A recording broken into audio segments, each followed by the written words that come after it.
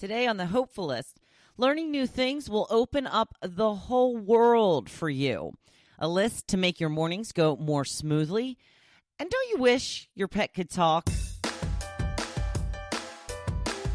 Welcome to the Hopefulist, a daily talk show hosted by veteran broadcaster Wendy McClure.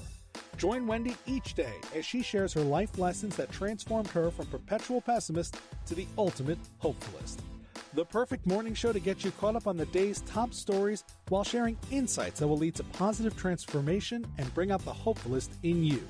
For more inspiration, visit Hopefulist.com. And now, here's your host and hopefulist, Wendy McClure. Good morning. Hello. Thank you for joining me today on the Hopefulist. Already Wednesday, September 4th, 2019. We all love a short week and only 4 more days until football. Now, technically, it's only one more day until football because the Packers and the Bears will play tomorrow night, Thursday night football. It'll be nice to actually watch a real game, a game that actually means something. We all get a little excited about preseason because we're so starved for football. But when it actually gets down to when it matters, if you're in that W or that L column, that's when it starts to get a little bit more exciting. Now, my Eagles will play Sunday at 1 p.m. taking on the Washington Redskins. This is what I love. I want my team to play on the first day, the first Sunday at 1 o'clock. I am ready to go. I don't want to wait until Sunday night. I don't want to wait until Monday night. So thank you to the schedule gods who put my Eagles on at 1 o'clock. At 4 o'clock, unfortunately, I will be watching the Giants-Cowboys game. I actually probably would watch that game regardless of the fact that my husband is a Giants fan because it is a division game and means a lot for my Eagles. But somebody in the division is going to have to win that game. So we'll see what happens. Very excited. Nervous a little bit because Carson Wentz did not play at all in the preseason. I don't know why I put so much stock into this. Start out with a loss, it's just not going to be a good season. Can turn it around. It's been done. But we'll see what happens. Hopefully Carson is in top form. Hopefully he is bulletproof this year and he will not get hurt. So football coming up, very, very exciting time. One of the only things that is good about the end of summer is the start of football. Speaking of the end of summer, I wanted to touch on that just a little bit. I am extra ready for the fall season this year. Now, the main reason is I typically just love fall decorating. I love to put out my friendly little ghosts. No scary stuff here. No scary decorations. We are a cute fall-themed decorating house, not a scary Halloween-themed decorating house. I do have a very cute little ghost I bought a number of years ago, which is still standing. Just a little stick that you put in the ground, and he is adorable. So I have not gotten him out yet, but we will soon. And as I had mentioned, I did do our little table in the front of the house up yesterday with our new table runner and some decorations I had bought. And it looks really nice. And I do enjoy the fall decorations. Now, there have been times that I have rushed fall. There have been times that I have, been against it 100%. I think maybe I'm a little bit more ready for fall this year because I've been very lucky to have taken full advantage of summer this year. I know everybody has not gotten the opportunity to do that. I was very lucky. I got to get in a lot of sun time. I got to get in a lot of float time on my float. I got to go out on the boat more than I ever have this year. And I just really relished the moments. I just really took it in and tried to appreciate it and be mindful of the fact that I was really enjoying and loving what I was doing. So I think that when you are able to do that, which is difficult, excuse me, then, it kind of, you're kind of ready for the next step because you feel like you've really taken full advantage. So if you can put yourself in a position to just really appreciate the time that you're in right now and say, get the most out of it, that I don't feel like you're as sad when that time moves on to the next time. You get what I'm saying? Just trying to say. I remember specifically one year when I was at my group house with a bunch of friends in North Wildwood, and I was usually the first one down every Friday because I got done work at like 11 o'clock or 10 o'clock or whatever time it was. And I remember I would just go out, sit on the deck. We had a view of the bay from our deck. And I would just hang out there and wait for everybody else to get there. And I just sat outside every morning with my coffee. I just took full advantage. And I remember thinking, because we used to keep that house until the end of September. So we had it for 4 months. And I remember thinking at the end, I'm good. I really think I'm okay to move on to fall now because I really just took complete and total advantage of all of the moments that I had there at the Shore House that year. And that was quite a while ago. So maybe that was the beginning of the change, the beginning of the pessimist turning hopefulist. It was a while ago, 10 years ago, something like that. So there you go. Try and relish the moments. Be appreciative. Be mindful. And just take it all in. Just a quick little tip there from your Hopefulist this morning. I do love the fall decorations. I will be getting more and more as fall continues. And again, it's not fall yet. We know that. I know that. But the weather has definitely taken a little bit of a switch. Not today. Today, we're going to be hot, humid, and 91. Tomorrow, however, only going to be like 79.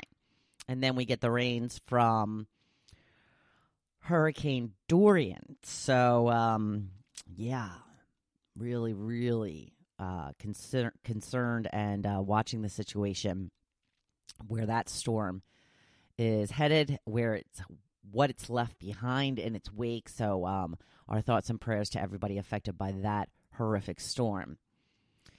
But to move on to happier topics, I have from my friend Gretchen Rubin, who is not really my friend. She has no idea who I am.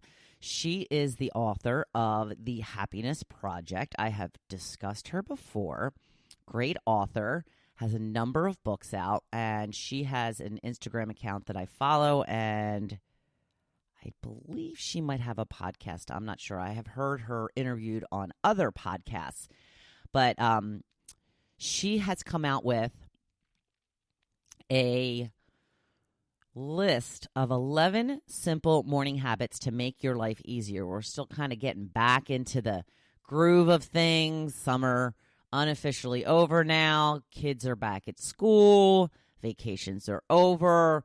So we need a good routine. Like I said, new beginnings week. Let's get into a new routine that's going to make life easier and have things run more smoothly in the morning.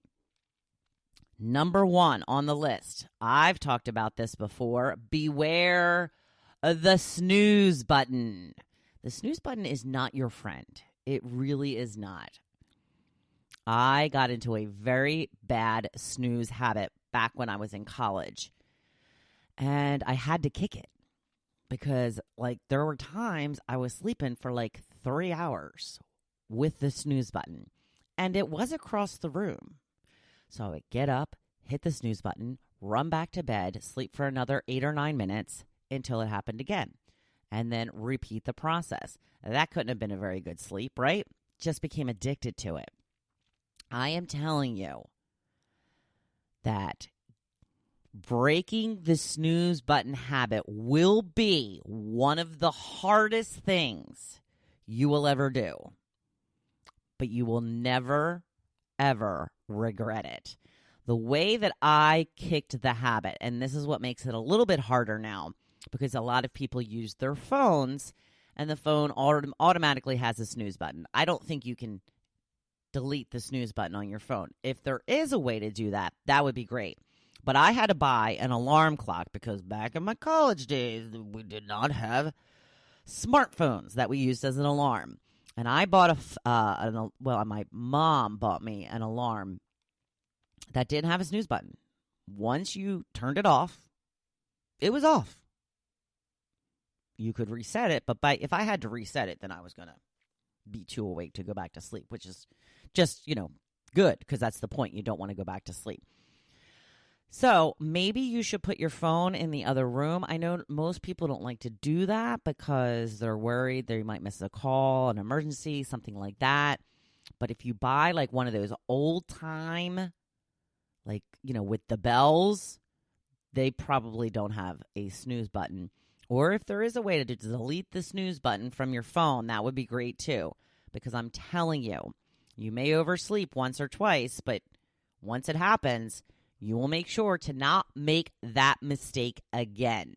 And I'm telling you, you will never look back once you kick that snooze button habit. Number 2, set a bedtime alarm. Make sure you're going to bed right around the same time every night. Some people say you should have a bedtime ritual, like, take a warm bath or relax in front of the television or something like that. She says, number 3, use a timer to remind you when you've spent enough time in the shower. That's not a problem for me. I can understand how it is for some people, especially in the dead of winter when it's super, super cold. 4, buy several pairs of the same socks so you never have to hunt for a mate. Good tip.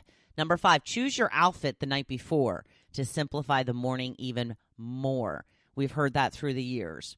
Decide on a work uniform. That is number 6. That way you don't have to be sitting in front of the closet. What am I going to wear? What am I going to wear? What am I going to wear? Mark Zuckerberg, Steve Jobs. There's a couple people there that wear basically the same thing every day, so they don't have to use brain power on what they're going to wear. Number 7, store your keys, wallet, sunglasses, cell phone in the same place every day so you don't have to go searching for them. Number 8, the night before, gather everything for the next day. Your papers, your workout gear, everything you're going to need for the day. Put it by the door. Number 9, always keep gas in the car. Good tip. I hate getting gas. One of those things. And I live in Jersey. I don't even have to pump it myself. But I sure do hate getting gas. I don't know why. Number 10, drink the office coffee instead of stopping at a coffee place on your way to work. Yeah, those places are so insane in the morning. I've never done that. That's not true. I have done that from time to time. One of my schedules when I was working 2 a.m. to 10 a.m., I used to go to the 7-Eleven down the street. And since I went there every day, they made a fresh pot for me and had it waiting when I walked in. That was nice, but, it was 12:30 in the morning, I think, so it wasn't crazy. I always make a fresh cup of coffee here at home with my Keurig, take that in the car with me on my drive, and then drink the office coffee from there. So it's, office coffee sucks. We know that. It's okay. You don't have to have great coffee every day. That first cup should be enough to get you through. If you have to have a second cup of awful coffee, then you have to have a second cup of awful coffee. There you go. And number 11, convince everyone in your household to follow rules number 1 through 10. That will really be the tricky part, is getting everybody else to follow along. Yeah, I'm telling you, though, the number 1 improvement to your life will absolutely be getting rid of the snooze button. It's hard, very difficult. But once you kick that habit, you're going to be like, oh my gosh, so much easier. Because when you have the snooze button, you're waking up having to make big decisions right off the bat. You're not even awake yet. And you're like, well, do I hit it one more time? Do I go back to sleep? I mean, I know. I remember the feeling of being, oh, thank God, the alarm's going off. I've got 8 more minutes. It's a great feeling. You know what's an even greater feeling? Not being late for work. Just my opinion. So for the topic today, I posted a picture of my girl Tucker I wanted to know if your pet could say one thing to